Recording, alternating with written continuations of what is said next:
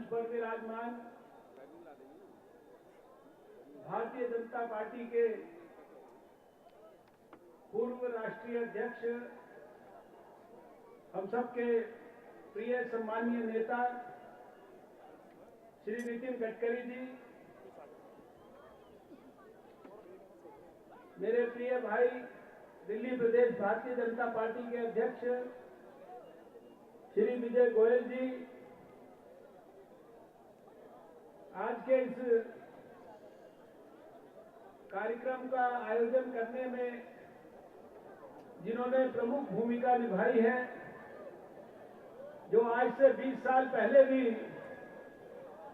मेरे दिल्ली विधानसभा में साथी थे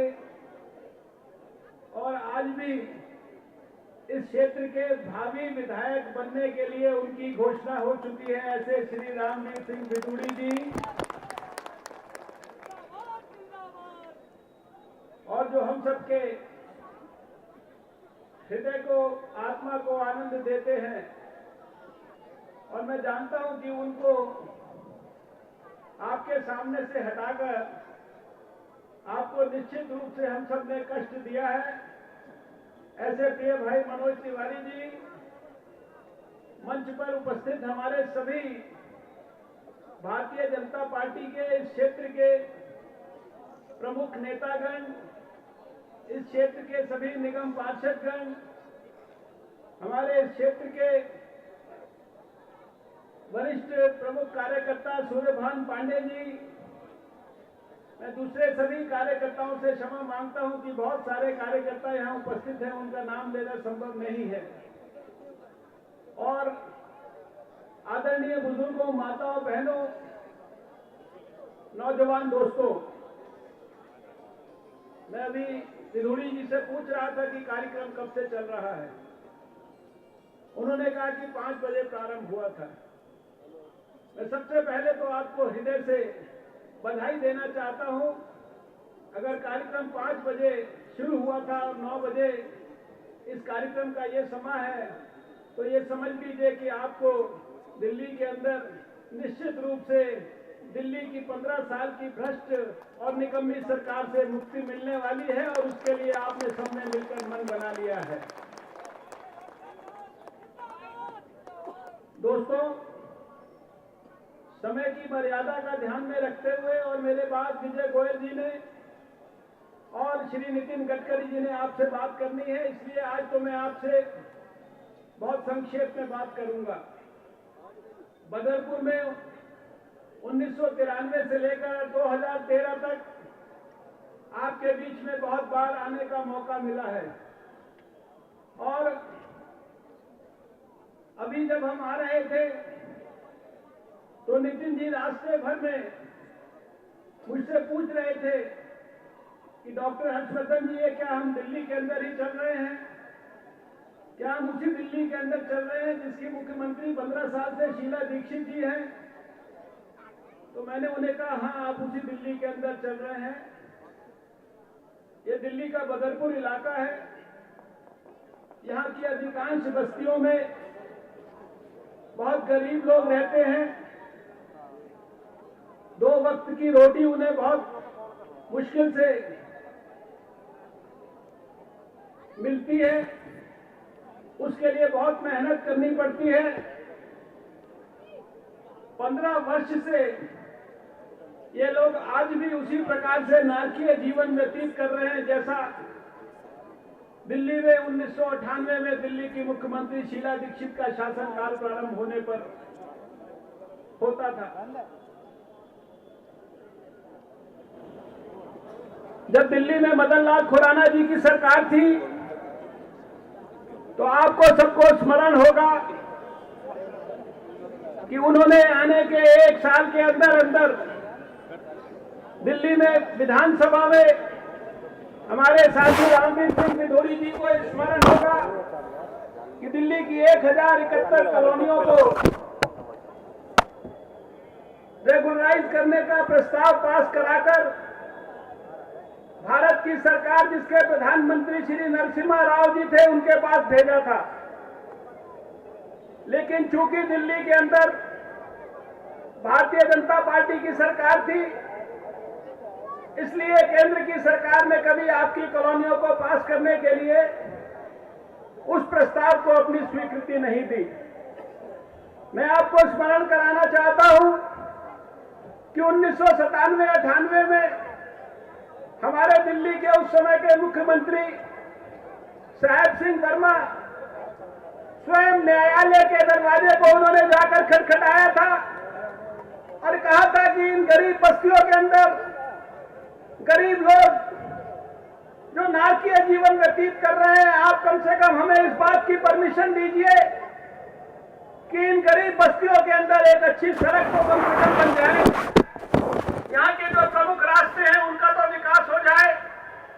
और उस समय माननीय न्यायाधीश ने ये कहा था, भले ही इन कॉलोनियों को रेगुलराइज किए बगैर इसमें बाकी सब विकास नहीं हो सकता, लेकिन इसके अंदर सड़कें बनाई जा सकती हैं।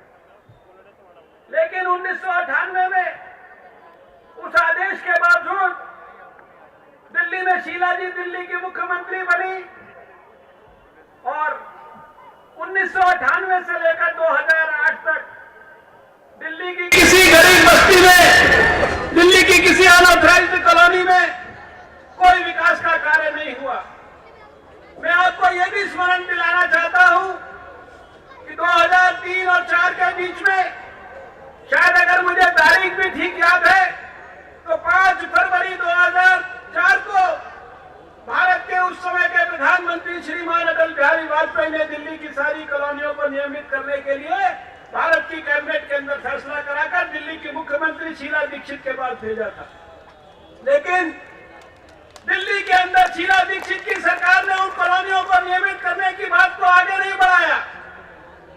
और उसके बाद मैं आपको यह भी स्मरण कराना चाहता हूं कि 2008 के अंदर जब चुनाव सिर के ऊपर था, तो इन्हीं गरीब बस्तियों के लोगों को रामलीला मैदान के अंदर बुलाकर सोनिया गांधी जी की उपस्थिति में आपको कागज के टुकड़े दिए गए, जिनको कहा गया ये प्रोविजनल रेगुलराइजेशन सर्टिफिकेट है, इनके आधार पर आपको टेम्परेरी हम नियमित कर रहे हैं। और ये कहा गया कि कॉलोनियों को 1 साल के अंदर अंदर सबको नियमित कर दिया जाएगा, दिल्ली की 1600 कॉलोनियों को।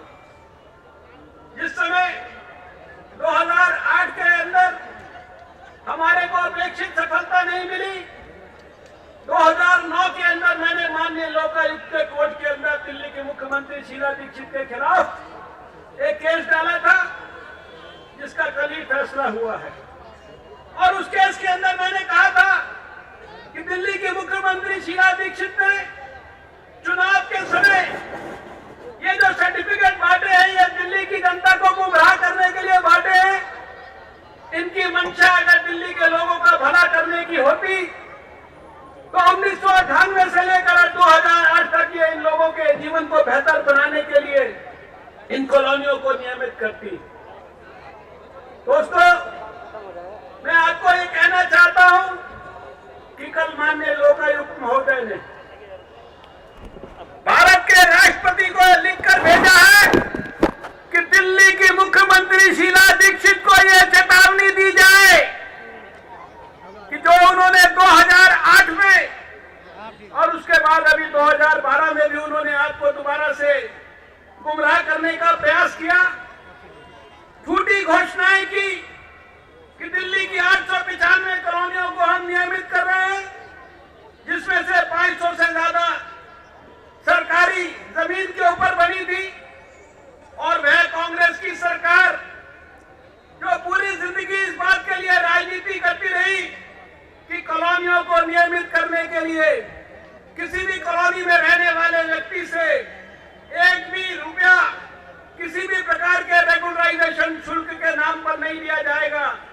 उसके ऊपर कितना प्रकार के शुल्क लगाए और ये कहा गया कि हमने इन कॉलोनियों को नियमित कर दिया। लेकिन लोकायुक्त महोदय ने जो कल फैसला दिया है, उसमें उन्होंने स्पष्ट कर दिया है कि दिल्ली की मुख्यमंत्री ने 2008 में भी और 2012 में भी दिल्ली के अंदर रहने वाले इन गरीब लाखों लोगों के साथ किस प्रकार का अन्याय किया है, किस प्रकार से उनको गुमराह किया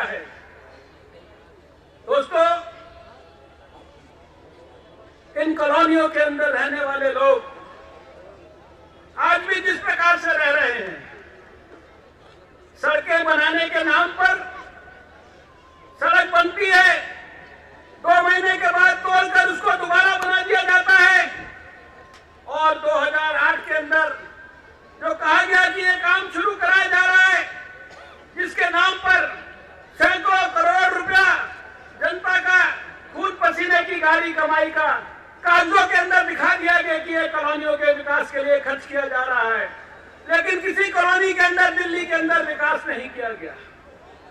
मैं आपको विश्वास दिलाना चाहता हूं, हम झूठा वायदा नहीं करेंगे, लेकिन हमारी सरकार आएगी तो जिस प्रकार से हमने 1994 में प्रयास किया, हमारे अटल जी ने 2004 में प्रयास किया, और अगर शीला जी चाहती तो आज दिल्ली के अंदर 15 साल का उनको समय मिला था, एक एक कॉलोनी के अंदर, एक एक झुग्गी झोपड़ी में रहने वाली गरीब बस्ती के लोगों के लिए शायद जीवन कुछ बेहतर किया जा सकता था। आपको स्मरण होगा कि राजीव रतन योजना बनाई उन्होंने, और ये कहा 100-100 रुपए का फॉर्म भरवाया, और कहा कि दिल्ली में रहने वाले हर गरीब झुग्गी झोपड़ी में रहने वाले, बस्ती में रहने वाले व्यक्ति को हम फ्लैट बना के देंगे।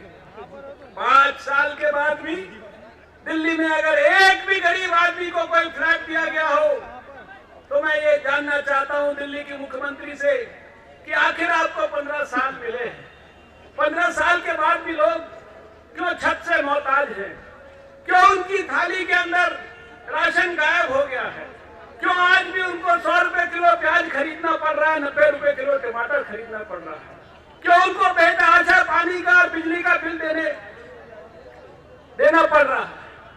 दोस्तों, अभी एक पिछले दिनों अंतर्राष्ट्रीय एजेंसी ने स्टडी की थी, उसकी रिपोर्ट को मैंने पढ़ा तो दिल्ली के अंदर गरीब बस्तियों के अंदर जो पानी दिया जा रहा है, चाहे वो नलके के माध्यम से दिया जा रहा हो, चाहे वो टैंकरों के माध्यम से, और टैंकरों के माध्यम से जो दिया जा रहा है आपको पानी, वो कितने बड़े पानी के माफिया इलाकों में काम कर रहे हैं, उसके बारे में मुझे कुछ कहने की जरूरत नहीं, आप उन सब चीजों के लिए भोगी हो। 80-90% पानी के सैंपल इस प्रकार के हैं दिल्ली के अंदर जो लोगों को बीमार कर रहे हैं, जो लोगों को पीलिया, आंत्रशोथ जैसी बीमारियों से पीड़ित कर रहे हैं। आज भी 15 साल के बाद दिल्ली के अंदर 50% से ज्यादा पानी लीक हो रहा है, 50% से ज्यादा पानी की चोरी हो रही है, और बिजली की चोरी 15 साल पहले 58% होती थी, आज 16% रह गई है, लेकिन दर्जन बार बिजली का बिल इस दिल्ली शहर के अंदर बढ़ गया है। कोई स्कूल ऐसा नहीं है दिल्ली के अंदर जिसके अंदर 100% अध्यापक हो। यहाँ पर मैं चैलेंज करना चाहता हूँ, आप जाकर किसी स्कूल के अंदर पता कर लीजिए, अपने इलाके में पता कर लीजिए, दिल्ली के किसी पॉश इलाके में चले जाइए, पूर्वी दिल्ली में चले जाइए, 100 स्कूलों के अंदर चले जाइए, एक भी स्कूल ऐसा नहीं मिलेगा जहां आपको 100% बच्चों के लिए अध्यापक हो। 15 साल के अंदर एक हमारे नौजवान के लिए दिल्ली के अंदर नौकरी नहीं पैदा की।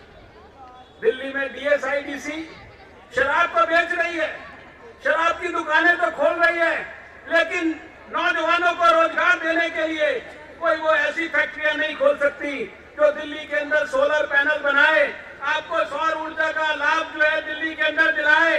ये है दिल्ली की सरकार।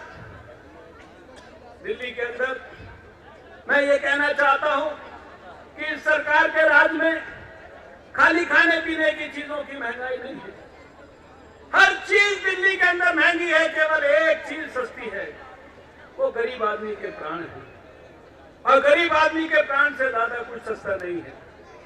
मैं आज के इस अवसर पर ज्यादा बड़ी बड़ी बातें आपसे नहीं कहना चाहता, लेकिन मैं इतना जरूर कहना चाहता हूं कि दिल्ली में भारतीय जनता पार्टी की सरकार आएगी, वो ईमानदारी से ऐसा प्रशासन देगी जो निस्वार्थ भाव से आपकी सेवा करेगा, जो आपका दोस्त होगा, जिस प्रशासन के साथ आपकी भागीदारी होगी, जो प्रशासन इस बात को सुनिश्चित करेगा कि हमें जो हर जगह जाने पर भ्रष्टाचार का सामना करना पड़ता है, हर जगह पर हमारे को प्रताड़ित किया जाता है।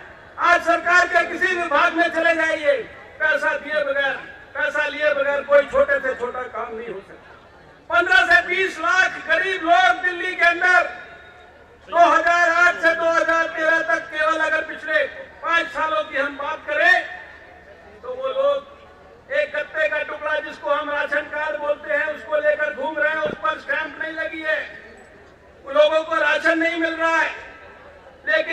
दीक्षित सरकार अन्नश्री जैसी योजनाओं का नाम लेकर दिल्ली के लोगों को गुमराह करने की कोशिश कर रही है। लाखों गरीब लोगों के बीच में 10-20 हजार 50 हजार लोगों को अन्नश्री योजना के तहत आपने लाभ देने की कोशिश की। तो ये मुझे बताइए, 4 लोगों के परिवार में 600 रुपया एक महीने में दीजिए तो एक आदमी के जिम्मे 150 रुपया रोज और एक दिन का 5 रुपया, यानी 1 रुपए का नाश्ता, 2 रुपए का खाना और 2 रुपए का रात का खाना। दिल्ली के अंदर सरकार की शुरू की गई थाली, उसकी कीमत 15 रुपए से 18 रुपए हो गई है। लेकिन कांग्रेस के नेता दिल्ली के लोगों का, गरीबों का अपमान करने के लिए कभी कहते हैं कि बंबई में 12 रुपए में थाली मिलती है, कभी कहते हैं 5 रुपए में मिलती है, तो सरकार का एक और मंत्री कहता है 2 रुपए में मिल सकती है, 3 रुपए में मिल सकती है। आप लोगों का पेट भर नहीं सकते, लेकिन लोगों को अपमानित करते हैं। यहाँ पर मैंने देखा कि बहुत बड़ी संख्या में हमारे पूर्वांचल के लोग हैं। मैं कभी भूलता नहीं उस दिन को, जब दिल्ली के अंदर दिल्ली के मुख्यमंत्री उस पुल का उद्घाटन करने के लिए आई थी, जिस पुल को बनाने के लिए पूर्वांचल के हमारे भाइयों ने खून और पसीना अपना बहाया था। उस पुल को बनाने के लिए, दिल्ली के निर्माण के लिए जिनका अभूतपूर्व योगदान है, लेकिन जब वो उद्घाटन करने आई थी तो उन्होंने कहा ये जो पूर्वांचल के लोग दिल्ली में आते हैं ये दिल्ली के ऊपर बोझ बन गए हैं, इनके कारण दिल्ली में अपराध बढ़ रहा है, क्योंकि झोपड़ी के अंदर ये रहते हैं, वहां पर गंदगी फैलाते हैं ये। जब लेकिन दिल्ली की मुख्यमंत्री को अपने बेटे को सांसद बनाना होता है, मैं चूंकि पूर्वी दिल्ली के अंदर रहता हूं, तो कटोरा लेकर वो घर घर जाती हैं और लोगों से वोट मांगते हुए कहती हैं कि मेरा पूर्वांचल से संबंध है। एक बार नहीं, पता नहीं कितनी बार हमें 15 साल के अंदर अपमानित किया गया। बिजली के बिल को अगर आप कम नहीं कर सकते तो अपमानित करने का आपको कोई अधिकार नहीं है। आप लोगों को ये कहें कि आप पंखा चलाना बंद कर दो, कूलर चलाना बंद कर दो, एसी चलाना बंद कर दो, गर्मी में आप मरो अगर आप बिजली का बिल नहीं दे सकते, और अगर बिजली इस्तेमाल कर रहे हो तो बिजली का बिल तो आपको देना ही पड़ेगा। बिजली का बिल देने में किसी को कोई आपत्ति नहीं है। हमारे गरीब भाई, मैं समझता हूं कि कोई भी आदमी हमारे दिल्ली शहर के अंदर बेईमानी नहीं करना चाहता, लेकिन आखिर जिन बिजली कंपनियों के साथ आपने करार किया, इसके बारे में आज 15 साल के बाद भी आपके ऊपर प्रश्न चिन्ह लगा हुआ है। जिस निजीकरण के घोटाले के बारे में भारतीय जनता पार्टी ने नहीं कहा, सीएजी की रिपोर्ट आई थी और सीएजी की रिपोर्ट आने के बाद दिल्ली विधानसभा में विधूड़ी जी को स्मरण होगा, आज से बहुत साल पहले कांग्रेस के ही हमारे एक विधायक डॉक्टर एस.सी. वत्स ने पब्लिक अकाउंट्स कमेटी की रिपोर्ट देके कहा कि सीएजी रिपोर्ट तो 8,000 करोड़ के घोटाले की बात करती है, इसके अंदर तो 12,500 करोड़ का घोटाला है। आपने सबने, हमने सबने इस दिल्ली शहर में कॉमनवेल्थ गेम्स के घोटाले को देखा है। हर टेलीविजन चैनल ने दिखाया, हर अखबार के अंदर देखा गया। हमने दिल्ली के अंदर स्टेडियम की छतों को, जिनके ऊपर हजारों करोड़ रुपए खर्चा किया गया, बताया गया, मुझे किसी ने बताया, शायद नितिन जी के किसी भाषण में मैंने सुना था कि 90 करोड़ रुपए के अंदर हैदराबाद के अंदर एक नया स्टेडियम बन गया और 960 करोड़ रुपए यहाँ दिल्ली के एक स्टेडियम पर केवल उसको ठीक करने के ऊपर खर्च किया गया, वो भी चूने लगा था। आपको याद होगा वो ब्रिज जो कॉमनवेल्थ गेम से कुछ दिन पहले दिल्ली के अंदर गिरा था, जिस ब्रिज को बनाने के ऊपर 10 करोड़ रुपए खर्चा हो रहा था। बाद में हमारे आर्मी के जवान आए, उन्होंने आकर उसको 25, 30, 40 लाख रुपए के अंदर एक हफ्ते के अंदर अंदर बना दिया। चुगलू कमेटी हमने नहीं बनाई थी, भारत के प्रधानमंत्री डॉक्टर मनमोहन सिंह ने बनाई थी। 700 पेज की उस रिपोर्ट का एक एक अक्षर मैंने पढ़ा था। कितनी जगह पर उसके अंदर दिल्ली की सरकार का, दिल्ली के मुख्यमंत्री का नाम था, लेकिन किसी को कोई किसी किस्म की सजा नहीं दी गई। और आज अभी पिछले दिनों कितना बड़ा 1,000 करोड़ का दिल्ली के अंदर ट्रांसपोर्ट का घोटाला हुआ। मैं उन सब बातों की बार बार चर्चा नहीं करना चाहता, लेकिन मैं केवल आपको ये कहना चाहता हूं कि दिल्ली को बेहतर बनाया जा सकता है। उसके लिए ईमानदारी से सबको मिलकर संकल्प करना पड़ेगा। लोगों के, गरीबों के लिए जहां वो झुग्गी झोपड़ी में झोपड़पट्टी में रहते हैं वहीं पर उनके लिए मकान भी बनाए जा सकते हैं। जिनके पास पक्के मकान हैं उनके बिजली के बिल कम करने के लिए जहां एक तरफ बिजली कंपनियों पर लगाम लगाने की जरूरत है, उसी प्रकार से उनकी छतों पर सौर ऊर्जा के लिए इस प्रकार की व्यवस्था की जा सकती है।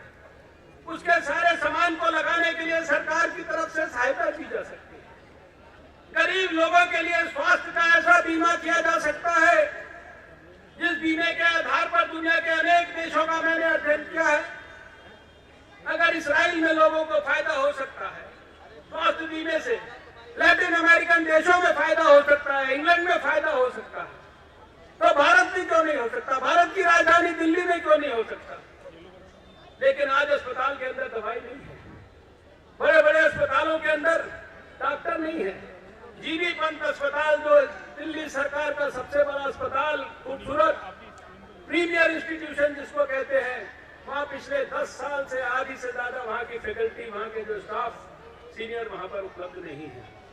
दोस्तों, आने वाले समय के अंदर चाहे वो नौजवानों का विषय हो, चाहे वो महिलाओं की सुरक्षा का विषय हो, खाली ये कहकर कि पुलिस मेरे पास नहीं है, दिल्ली की मुख्यमंत्री इस जिम्मेदारी से भाग नहीं सकती कि महिलाओं की वो सुरक्षा नहीं कर सकती।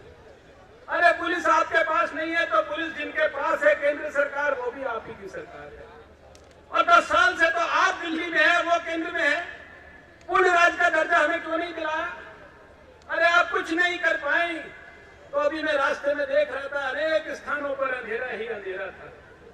अभी न्यूयॉर्क और लंदन जैसे शहर में उन्होंने 40% अपना क्राइम केवल सारे शहर के अंदर रोशनी करके वहां के सारे डार्क स्पॉट, जितने अंधेरे वाले स्थान थे, उनको दूर करके कर दिया। लेकिन इसके लिए सरकार को चिंता करनी पड़ेगी, गंभीरता से सोचना पड़ेगा। इतने साल हो गए दिल्ली के अंदर चारों तरफ पानी ही पानी भरता, थोड़ी सी बारिश होती है। क्या एक 15 साल के अंदर सरकार इसका इलाज नहीं ढूंढ सकती थी? हमने मेट्रो शुरू की, हमने फ्लाईओवर्स का सारा निर्माण शुरू कराया दिल्ली में। 15 साल से केवल बताने के लिए शीला जी के पास कुछ नहीं है मेट्रो और फ्लाईओवर के अलावा। और जो फ्लाईओवर इन्होंने बनाए उनके आगे भी जाम, पीछे भी जाम। ये कैसी सरकार चल रही है? तो दोस्तों, मेरा ये कहना है कि अगर आप चाहते हो कि एक भ्रष्ट और निकम्मी सरकार, जिसको इतना समय दिया आपने शीला जी की सरकार के साथ मोहब्बत करने के अंदर कोई अपनी तरफ से कमी नहीं की है। 3-3 बार उनको मौका दिया, लेकिन अगर 3-3 बार मौका देने के बाद भी अगर हमारा जीवन उसी प्रकार से नारकीय है तो फिर सोचना होगा। शीला जी को भी जवाब देना होगा, दिल्ली के लोगों को। और मैं ये समझता हूं कि वो जवाब दे या ना दे, लेकिन अब जब चुनाव आएगा तो आपको जरूर उनको कुछ ना कुछ जवाब देना पड़ेगा। वो जवाब देने का समय आ गया है। अब जब आपके पास वोट मांगने के लिए आए तो आपको वो दिखाएंगे हाथ और आपने उन्हें दिखाना है अंगूठा। और उसके बाद 4 तारीख को मेरा आपसे अनुरोध है कि केवल आपके घर के लोगों का वोट इंपॉर्टेंट नहीं, आपके दोस्तों का, आपके रिश्तेदारों का, आपके अड़ोस पड़ोस का, पूरे दिल्ली शहर का। और फिर तैयारी कर लीजिए, खाली दिल्ली शहर के अंदर हमें आजादी नहीं लेनी है। ये आजादी हमें दिल्ली से लेकर नई दिल्ली तक पूरे देश के अंदर लेनी है, क्योंकि दुनिया की सबसे भ्रष्ट सरकार देश के अंदर है, जिसके मुखिया डॉक्टर मनमोहन सिंह, कहने के लिए अर्थशास्त्री, लेकिन महंगाई ने हमारे प्राण ले रखे हैं। वहां पर भी उस सरकार से हमें मुक्ति दिलाकर और आप सबने मिलकर एक ऐसे महान नेता श्रीमान नरेंद्र मोदी को भारत का प्रधानमंत्री बनाना है, जिन्होंने अपनी ईमानदारी से किए गए कामों के कारण सारे संसार में भारत का नाम रोशन किया है। मैं केवल आपसे हाथ जोड़कर यही प्रार्थना करना चाहता हूं कि कृपया तैयारी कर लीजिए। आज के बाद से लेकर और जब तक नरेंद्र मोदी जी को भारत का प्रधानमंत्री नहीं बना देते हम, ताकि भारत के विश्व गुरु के स्थान पर पहुंचने के लिए नया मार्ग प्रशस्त हो जाए, वो यात्रा प्रारंभ हो जाए, तब तक चैन से बैठिएगा नहीं। आपके होने वाले विधायक, उनसे आप परिचित हैं। आज से नहीं परिचित है, पता नहीं कितने सालों से परिचित है। और वो कितने जुझारू हैं। रामवीर सिंह की बिधूड़ी, मैंने उनका काम दिल्ली की विधानसभा में देखा है। वो जब आपके लिए बोलते थे, मुझे पता नहीं कि आप कितना उनके बारे में जानते हैं कि वो विधानसभा में आपके लिए क्या बोलते थे, लेकिन जितनी गहराई के साथ, जितनी गंभीरता के साथ मैंने उनको दिल्ली की विधानसभा में अपने क्षेत्र की गरीब जनता के लिए बोलते हुए देखा, उनके अधिकारों के लिए लड़ते हुए देखा, मैं ये समझता हूं कि आज आपका सौभाग्य है कि आने वाले समय के अंदर 8 तारीख को आपके क्षेत्र का चुन तो आप 4 तारीख को लेंगे, लेकिन उसकी घोषणा 8 तारीख को होगी। रामवीर सिंह बिधूड़ी जी है आपके दोबारा से विधायक बनेंगे और हम आपको आश्वासन देते हैं कि हम सब लोग मिलकर दिल्ली को एक ऐसी बेहतर दिल्ली बनाने का प्रयास करेंगे जिस पर दिल्ली वासियों को भी गर्व होगा, आप सबको भी गर्व होगा, देशवासियों को भी अपनी राजधानी पर गर्व होगा और दिल्ली की साख हम दोबारा से पुनर्स्थापित करेंगे, दिल्ली को वापस दिल्ली वासियों को लौटाएंगे। आपने इतने समय तक हम सबकी प्रतीक्षा की है, मैं इसके लिए आपका सबका हृदय से बहुत बहुत धन्यवाद करता हूं, आपको बहुत बहुत बधाई देता हूं। नमस्कार, जय हिंद।